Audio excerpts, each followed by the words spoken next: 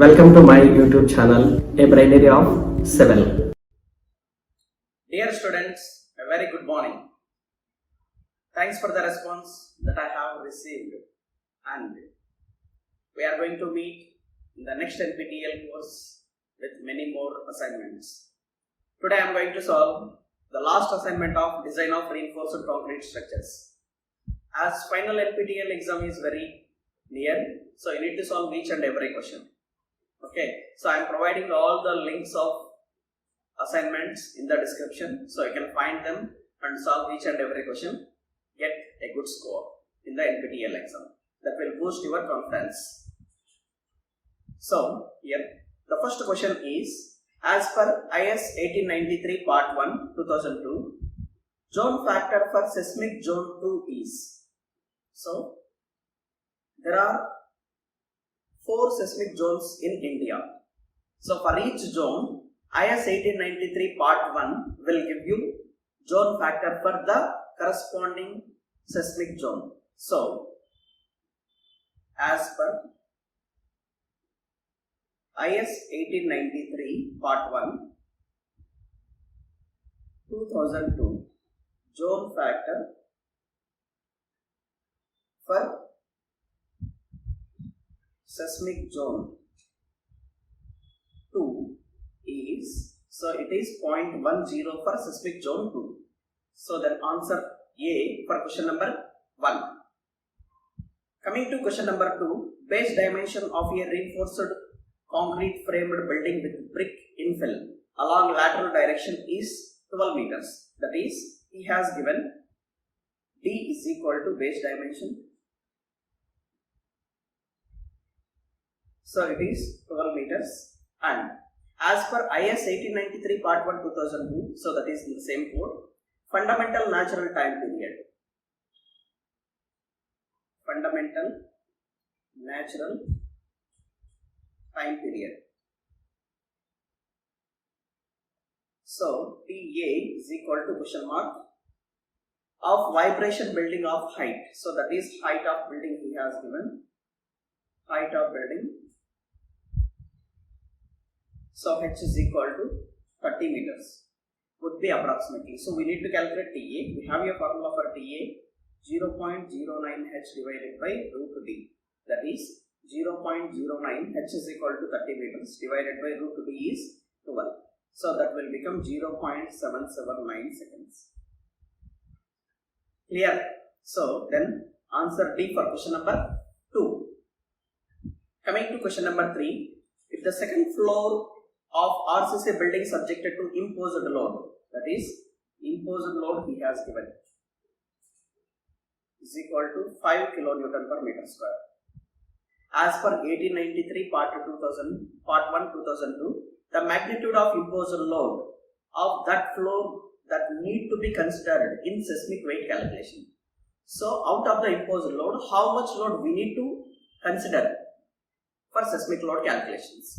Okay, so you can see, so that is as per same code, that is as per IS 1893 Part 1, if imposed load is more than 3 kilonewton per meter square, if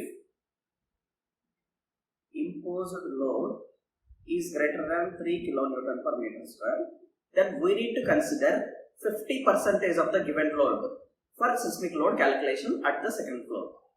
50% of given load is 0.5 into 5, that will be 2.5. So that is 50% of the applied load to be considered in the seismic load calculations.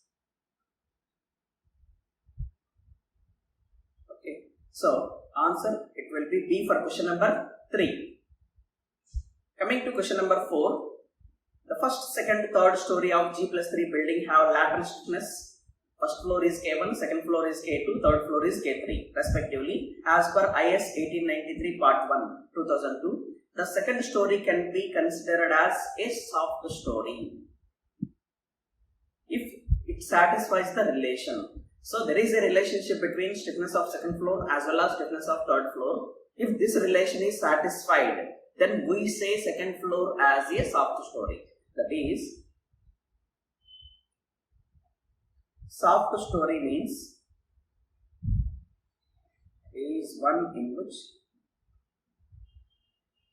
the lateral stiffness is less than 70% of that in the story above, or 80% of the average lateral stiffness of the 3 stories above. Okay, so that is K2 less than 0.7 times K3. That is 70% of the stiffness of third story is 0.7 into K3. That value should be greater than stiffness of second story, that is K2, or that is K2 should be less than 0.7 times K3. Clear? So answer B for question number 4. And he has given one more relation, 80% of the average of lateral stiffness of 3 stories above. Above second story, there is only one story, that is third story. We cannot consider this relation. If the second story is having 3 more stories above it, then we can say it is 80% of the average of above 3 stories. So we need to consider this relation as well. But there are no 3 stories above second story, so I am ignoring this relation. So answer B for question number 4. Coming to question number 5. As per IS 1893 part 1 2002, story drift can be defined as. So what is the meaning of story drift? Story drift can be defined as displacement of one story of a building relative to the stories above and below it due to seismic force. Okay, so displacement of one story of a building relative to stories above it or below it. Okay, so that is, it is a relative displacement of one story with respect to other. The other, it may be above or below. Okay, so due to which force? Due to seismic force. So answer D for question number 5. Coming to question number 6. A G+2 storied building is located in the earthquake zone 4. So in the zone 4, G+2 story building is located. For this building, if the importance factor and response reduction factor and average acceleration coefficient, so it is SA by G. So I is equal to 1.0, R is equal to 3.0 and SA by G is equal to 2.0. Calculated base shear is 120. So that is VB1 is equal to 120 kilonewton. What would be the base shear if the value of this is I1, importance factor I2 is 1.5. Clear? So there is a relation. So VB2 is equal to VB1 into I2 by I1. So VB1 is 120 into I2 is 1.5, I1 is 1.0. So it will be 180 kilonewton. So then answer will become option C for question number 6. Coming to question number 7. A G+2 storied building having a floor to floor height. So I am writing given data. So zone factor Z is equal to 0.36. Importance factor I is equal to 1.50. acceleration coefficient SCA by G is equal to 2.0, response reduction factor R is equal to 3.0. We need to calculate seismic coefficient. So, seismic coefficient is equal to AN is equal to ZI divided by G. This is SA divided by G into 2. So that Z is 0.36 into 1.5 into 2 divided by 2 into 3. So you will get it is 0.18.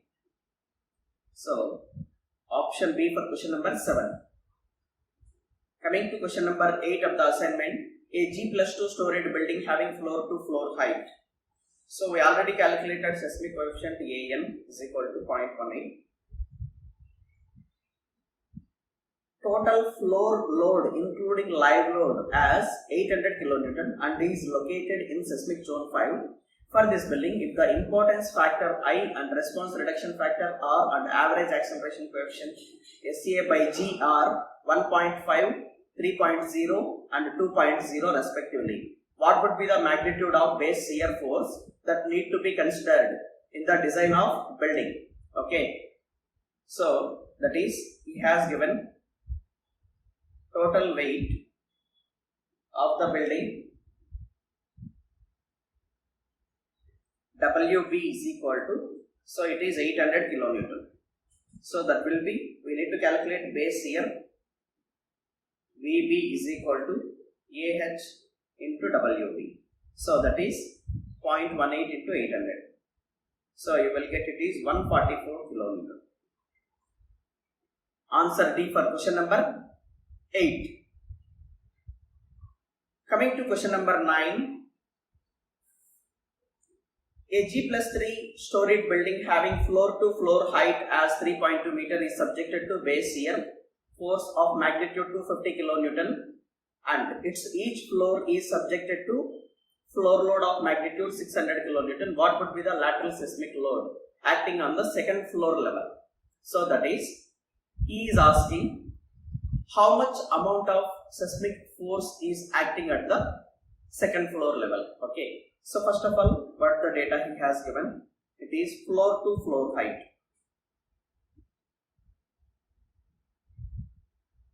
So floor to floor height H is equal to 3.2 meters. Weight of each floor W is equal to 600 kN for first floor. So that is first floor. So W1 into H1 square. So it is 600 into 3.2 square. It will be 6144 kilonewton meter square. Coming to second floor, so it is W2H2 square. It will be 600 into 6.4. 3.2 plus 3.2, that is floor to floor height is 3.2. So when we get added 2 times, it will be second floor. So you will get it is 24576 kilonewton meter square. And coming to third floor, so it will be W3H3 square. 600 into 9.6 square. So it is 55296 kilonewton meter square. Coming to fourth floor, so W4 into H4 square, that is 600 into, it is 12.8 whole square. So 12.8 whole square is, you will get it is 98304 kilonewton meter. Okay. So now total weight, so that is total summation, that is WH square is equal to, when we get it all, added all the first floor, second floor, third floor, fourth floor, it will be 6144 plus 24576 plus 55296 plus 98304. So it will be 184320 kilonewton meter square. Clear? So now base shear he has given is, so VB is equal to 250 kilonewton. Lateral seismic load acting at the second floor. Lateral seismic load acting at the second floor. is Q2 is equal to VB into W2H2 square divided by summation WH square. So that is 250 into W2H2 square, we got the value as 24576 and total is 184320. So that will be 33.33 kilometer. Clear? So answer will be option D for question number 9. Coming to last question of the assignment, it is same data as in the earlier problem, but he has asked lateral seismic load acting on the third floor level of a building. Okay, so at the third floor, what is the lateral load it is acting? So that is Q3 is equal to VB into W3H3 square divided by summation N is equal to 1 to how many floors? 4 floors are there. That is W4H4 square. So VB is 250 and W3H3 square is 55296 divided by 184320. So you will get it will be 75 kilometers. Clear? So answer option B for question number 10. I am reminding you once again that you need to solve each and every question in all the assignments to get a good score, and most of the questions in the final NPTEL questions are of the same pattern in the assignments. They only change numbers, they will not change much. Okay, so when you are confident in solving all the assignment questions, you can easily get around 80% of the marks in the final exam. Clear? So thank you very much.